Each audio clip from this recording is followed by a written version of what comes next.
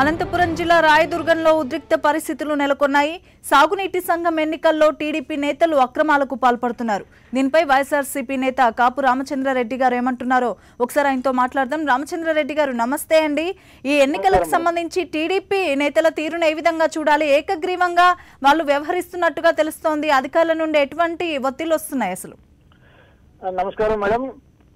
ఇక్కడ ఏం జరుగుతా ఉందంటే ఏకగ్రీవంగా చేయమని మాకు పైనుంచి ఇన్స్ట్రక్షన్స్ వచ్చినాయి. మేము ఏకగ్రీవం చేసి తీరాల్సిందే, లేకపోతే మా ఉద్యోగాలు పోతాయి, మమ్మల్ని ట్రాన్స్ఫర్ చేస్తామని బెదిరిస్తున్నారు. కాబట్టి ఎట్టి పరిస్థితుల్లో ఏకగ్రీవానికి మీరు ఒప్పుకోవాల్సిందే, ఒప్పుకోకపోతే జరగదు అని చెప్తూ వాళ్ళు ఇష్టం వచ్చినట్టుగా ఏకగ్రీవంగా వాళ్ళ తెలుగుదేశం అభ్యర్థులను ఏకగ్రీవం చేస్తున్నారు.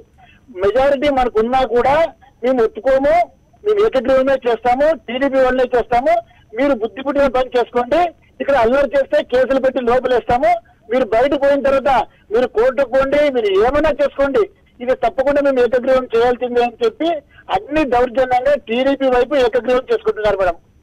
మరి అక్కడ అధికారులకు మీరు కంప్లైంట్ చేయలేదండి? వాళ్ళు ఏం యాక్షన్ తీసుకోవట్లేదా? మేము ఏకగ్రీవమే చేస్తాము, మీకు ఇష్టం వచ్చింది చేసుకోండి, ఏదైనా కాపీ పెడితే మేము ఇవ్వము, మీకు మేము సమాధానం చెప్పము, ఏకగ్రీవం చేస్తాము, మీకు చేతనైన పని చేసుకోండి మీరు అని చెప్తున్నారు మేడం. సో అధికారులే చెప్తున్నారు ఈ మాట? ఓపెన్ గా చెప్తున్నారండి, మీరు ఇష్టం వచ్చింది చేసుకోండి, ఇక్కడ మేము సమాధానం మీకు చెప్పలేము, మీరు ఏం చేసుకుంటారో చేసుకోండి, దయచేసి కోఆపరేట్ చేయండి, లేకపోతే మాకు చాలా ప్రెషర్ ఉంది, మాట చెప్తే ప్రెషర్ ఉంది అని చెప్తున్నారండి.